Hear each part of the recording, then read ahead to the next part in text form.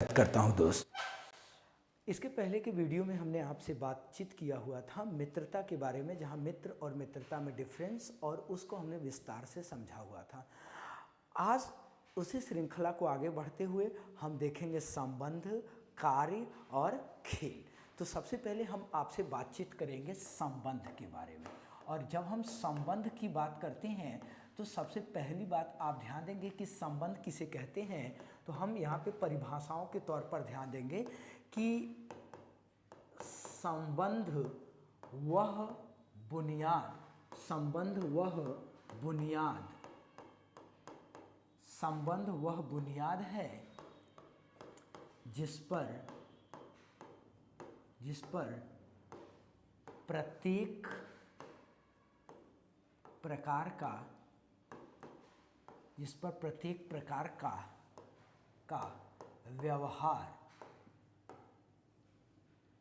व्यवहार निर्भर करता है।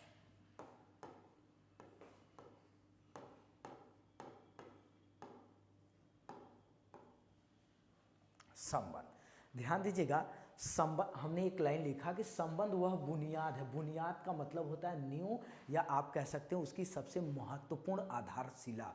तो संबंध वह बुनियाद है जिस पर प्रत्येक प्रकार का व्यवहार निर्भर करता है। मतलब आप इस बात को महसूस कर सकते हैं कि एक बच्चा बच्चे के सामने कैसा व्यवहार करता है, बच्चे अपने पिता के सामने कैसे व्यवहार करते हैं, माता के सामने। आपने देखा होगा इन सभी के सामने बच्चा अलग अलग प्रकार का व्यवहार करता है। तो इसी आधार पर लिखा है कि जिसके साथ जैसा संबंध होता है, जैसे माता पिता जैसे पिताजी मारते हैं, माँ प्यार करती है, तो बच्चे का जो व्यवहार होगा वह पिता के संबंधों के आधार पर अलग निर्धारित होगा और माता के संबंधों के आधार पर अलग निर्धारित होगा। तो इसी आधार पर लिखा है कि संबंध वह बुनियाद है जिस पर प्रत्येक प्रकार का व्यवहार निर्भर करता है। और संबंध का निर्धारण, बालक संबंध का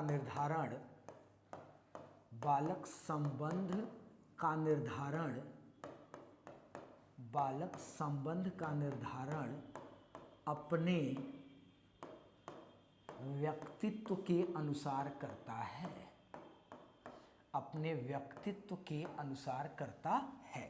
व्यक्तित्व के अनुसार करने का क्या तात्पर्य है, इस बात पर ध्यान दीजिएगा कि आपने ये देखा होगा कि कक्षा में कुछ ऐसे बच्चे होते हैं जिनका किसी से नहीं पड़ता है, और कक्षा में कुछ ऐसे भी बच्चे पाए जाते हैं जिनका हर किसी से वहाँ पर मित्रता होती है, हर किसी से पड़ता है। तो ध्यान दीजिएगा, ये चीज़ें निर्धारित होती हैं किसके आधार पर, व्यक्तित्व के आधार पे।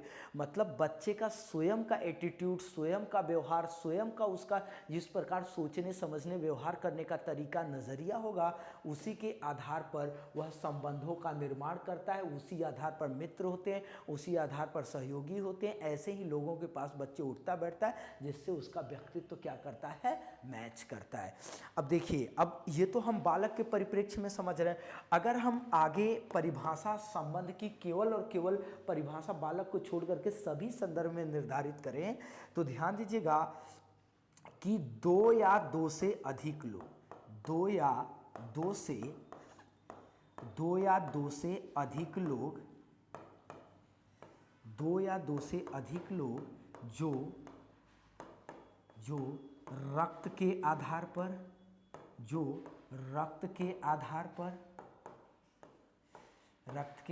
पर या कह सकते हैं रक्त के आधार पर या विवाह के आधार पर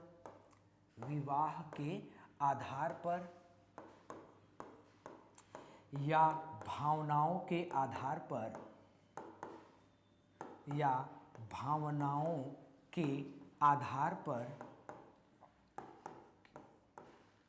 आधार पर एक दूसरे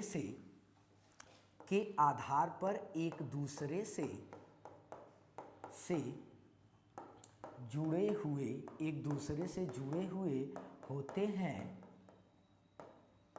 वह संबंध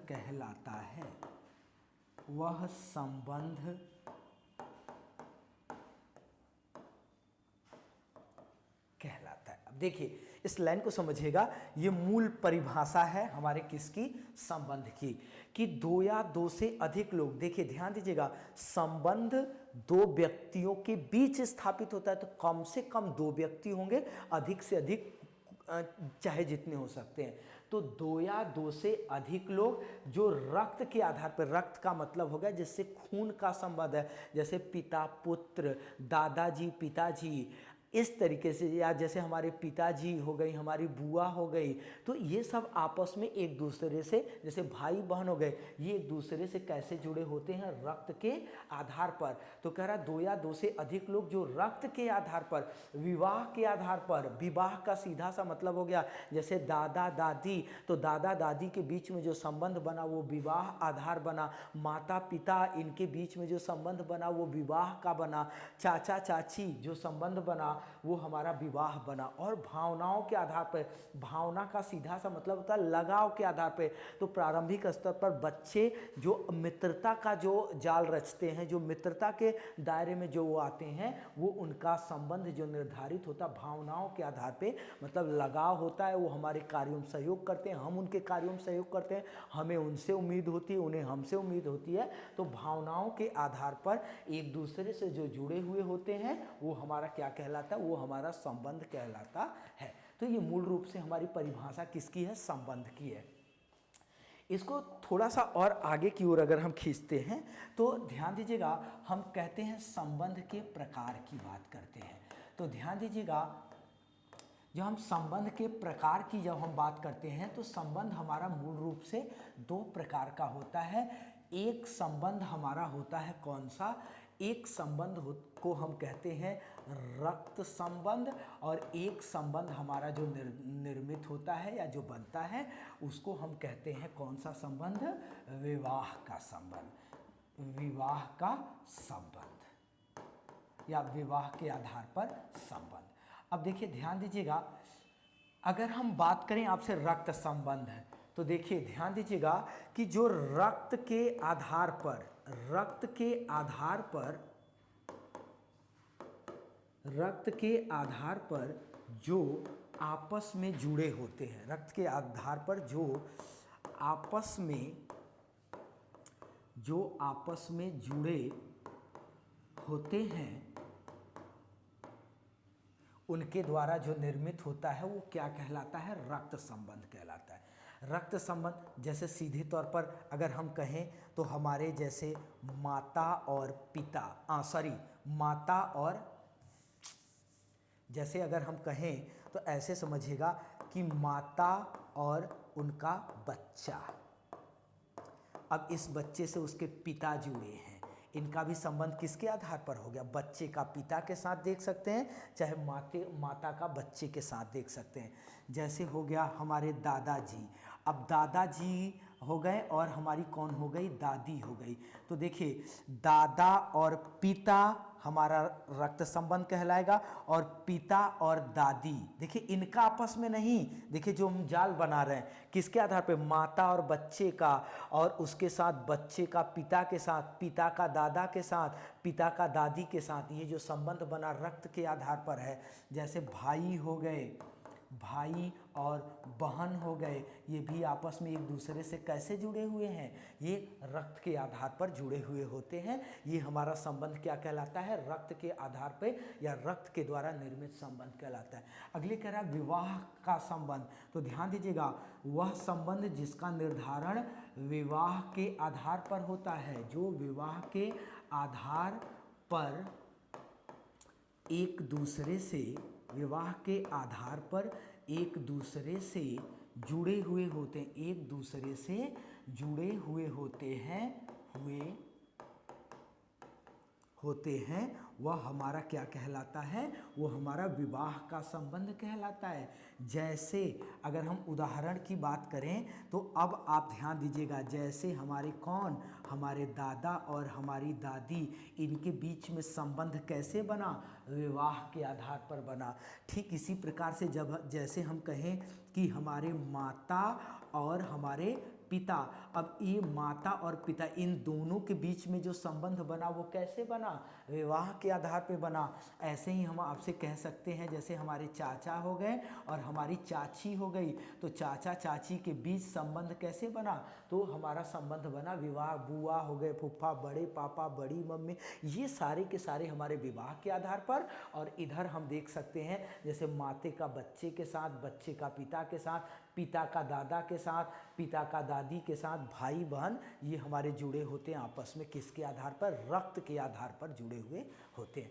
तो देखिए दोस्त, हमने महत्वपूर्ण रूप से आपसे बातचीत किया कि संबंध किसे कहते हैं। तो संबंध के क्रम पर ध्यान दीजिए। एक बुनियाद, बुनियाद का मतलब तो एक नींव होता है जिस पर यहाँ पर प्रत्येक प्रकार का व्यवहार निर्भर करता है। और इसके आगे हमने देखा संबंध का निर्धारण व्यक्तित्व, मतलब हम उसी से संबंध बनाते हैं जिससे हमारा व्यवहार मैच करता है, जिससे हमारा व्यक्तित्व मैच करता है, जिससे नहीं करता उससे हमारे अच्छे संबंध नहीं होते हैं। और अगर हम परिभाषा कहें, दो या दो से अधिक लोग किसके आधार पर? रक्त के आधार पर, विवाह के आधार पर और भावनाओं के आधार पर जो जुड़े होते हैं वो हमारा क्या कहलाता है? तो वो हमारा वहाँ से संबंध का निर्माण होता है। और आपने देखा दो प्रकार का संबंध, रक्त के आधार पर, विवाह के आधार पर। तो ये महत्वपूर्ण रूप से हमने आपसे बातचीत किया किस पर? संबंध पर। आगे अगर हम बात करें तो हम इसी श्रृंखला को आगे बढ़ाते हुए हम आपसे बात करेंगे कार्य के संदर्भ में, क्योंकि आपके उप थीम का एक चैप्टर लिखा हुआ है कार्य। तो ध्यान दीजिएगा, हम जब कार्य की बात करते हैं तो कार्य का सीधा सा मतलब दो परिप्रेक्ष्य में आपको अध्ययन करना पड़ेगा। एक परिप्रेक्ष्य देखना पड़ेगा परिवार का कार्य। तो अब देखिए परिवार का कार्य, तो देखिए परिवार का क्या कार्य है? परिवार का कार्य है बच्चे का उचित पालन पोषण, बच्चे का उचित पालन पोषण। उचित पालन पोषण के साथ साथ परिवार का दायित्व है कि बच्चे की शिक्षा का प्रबंध करना। शिक्षा की प्रबंध करेंगे तो इससे बच्चे में विकसित होगी क्या, या बच्चे को का होगा क्या? सामाजिकरण, मतलब समाज के नियमों के अनुसार उसमें रहने की आदत का विकास होगा। इसके साथ परिवार का कार्य है बच्चे के लिए खेल की व्यवस्था करना या उसके लिए मनोरंजन या उसके समस्त प्रकार के कार्यों में उसका सहयोग करना। अब हमने ये देखा क्या कार्य में बच्चे के प्रति परिवार का कार्य क्या है? तो बच्चे का उचित पालन पोषण करना, जिससे अब उचित पालन पोषण को भी आप दो संदर्भ में देख सकते हैं। आप उचित पालन पोषण करेंगे तो इससे बच्चे का शारीरिक विकास अच्छा होगा। शारीरिक विकास कैसा होगा? अच्छा होगा। और अगर आप उचित बच्चे का पालन पोषण करेंगे, उचित रख रखाव, उचित देखभाल करेंगे तो बच्चे के सोचने समझने और बच्चे के व्यवहार करने की जो समझ होगी वह भी उचित ढंग से होगा। तो सोचने समझने और व्यवहार करने को अगर हम परिभाषित करें तो इसी को तो हम कहते हैं मानसिक विकास।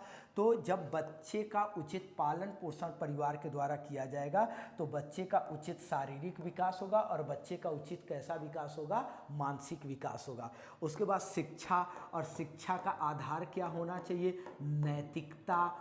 और इस नैतिकता के माध्यम से बच्चा सीखेगा क्या? तो समाज में रहने की कला सीखेगा, और समाज में रहने की कला को ही कहा जाता है क्या? बच्चे का सामाजिकरण करना। और सामाजिकरण के लिए सबसे महत्वपूर्ण होता है कि बच्चा जिसमें रुचि लेता है। तो प्रारंभिक स्तर का बच्चा रुचि लेता है खेल में, तो शिक्षक को चाहिए कि वह परिवार को चाहिए कि वह बच्चे के लिए किसकी व्यवस्था करे? खेल की व्यवस्था करे। ये तो बात आपने जाना परिवार के संदर्भ में। अब अगर हम सीधे तौर पर अगर हम कहें बालक का, तो ध्यान दीजिएगा बालक का भी इसी प्रकार से कुछ दायित्व होता है। जैसे अगर हम यहाँ पे देखें, सबसे पहली बात यही कही जाती है कि खेल संपादित करना, मतलब खेल खेलना। अब खेल की व्यवस्था अगर परिवार कर रहा है तो खेल को खेलना कार्य किसका है? बच्चे का है। दूसरा क्या है? खेल के माध्यम से सामाजिकरण मतलब समाज के नियमों के अनुसार व्यवहार करना। तो सामाजिकरण की दिशा में आगे बढ़ना, और इसके साथ ही साथ यहाँ पे परिवार के कार्यों में सहयोग करना। तीसरा है परिवार या बड़ों के द्वारा दिए गए निर्देशों के आधार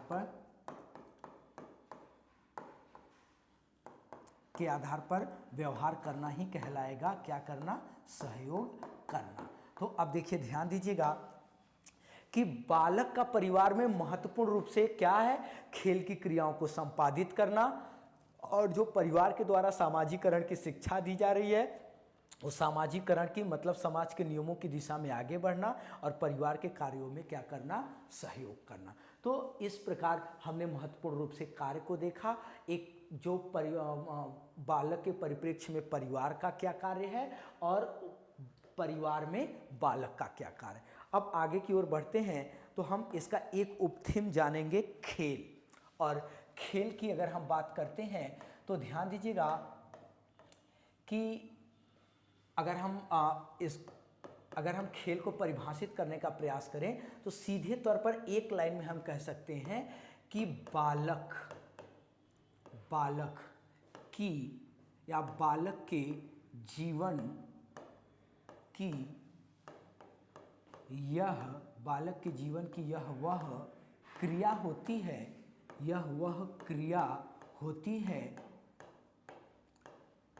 जिसमें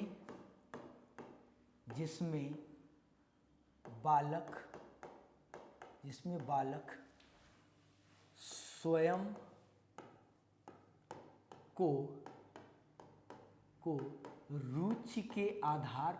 स्वयं को रुचि के आधार पर क्रियाशील करके व्यवहार में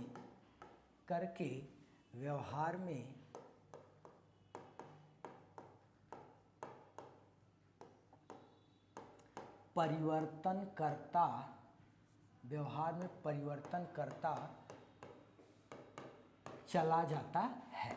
अब देखिए ध्यान दीजिएगा, मैंने जो यहाँ पे 3 लाइनें लिखी हैं, पूरा निष्कर्ष हमने यहाँ पे आपके सामने दिया कि बालक के जीवन की यह वह क्रिया होती है जिसमें बालक स्वयं को रुचि के आधार पर, देखिए सबसे पहली बात किसके आधार पर, खेल में बच्चा जुड़ता है या खेल में बच्चा शामिल होता है, किसके आधार पर, रुचि के आधार पर। आगे कह रहा है कि खेल के माध्यम से शिक्षा प्रदान की जाती है या बच्चे शिक्षा ग्रहण करते हैं। अगर रुचि नहीं मिला तो ऑप्शन में मिलेगा क्या, क्रियाशीलता या क्रियाशील होकर के या स्वयं करके सीखना। तो देखिए, और इसके माध्यम से बच्चा करता क्या है, अपने व्यवहार में परिवर्तन करता है। तो खेल वह क्रिया होती है जिसमें प्रारंभिक स्तर का बालक अपनी सबसे विशेष रुचि रखता है और प्रारंभिक स्तर का समस्त प्रकार का व्यवहार वह खेल के द्वारा सीखता है। और इसी कारण ध्यान दीजिएगा, इसी कारण अगर हम बात करें कि प्रारंभिक शिक्षा की, तो प्रारंभिक शिक्षा भी बच्चे को प्रदान की जाती है किसके माध्यम से, खेल के माध्यम से। जैसे आप ध्यान दीजिए,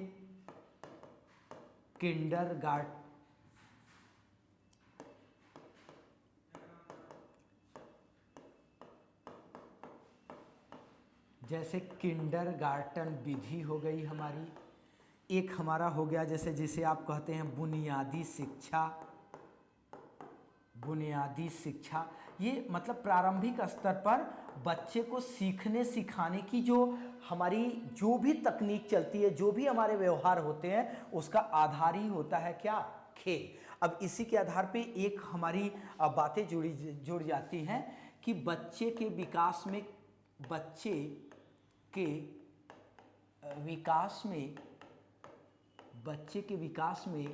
खेल का महत्व, और इसी से प्रश्न आता है और इसको हमने पहले देखा है, बस थोड़ा सा और व्यवस्थित कर दीजिएगा। सबसे पहली बात कि खेल के माध्यम से बच्चे का होता है क्या, शारीरिक विकास होता है।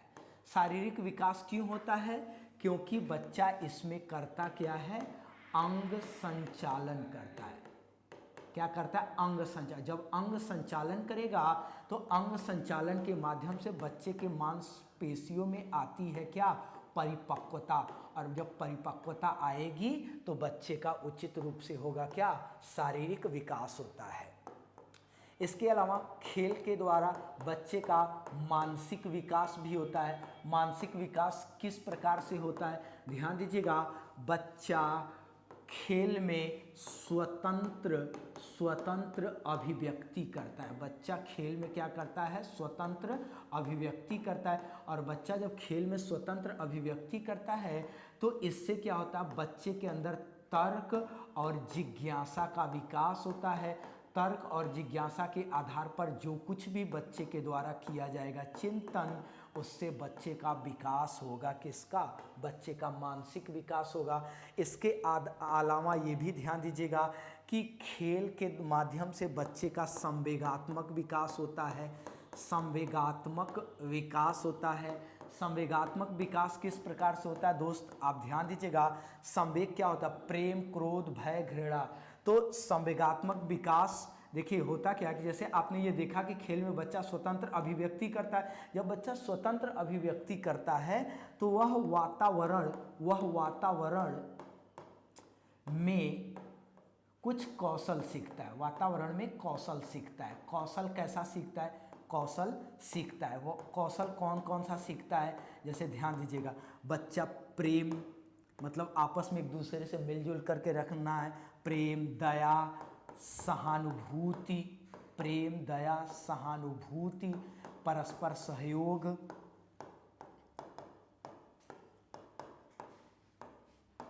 सहयोग जैसे कौशल को सीखता है।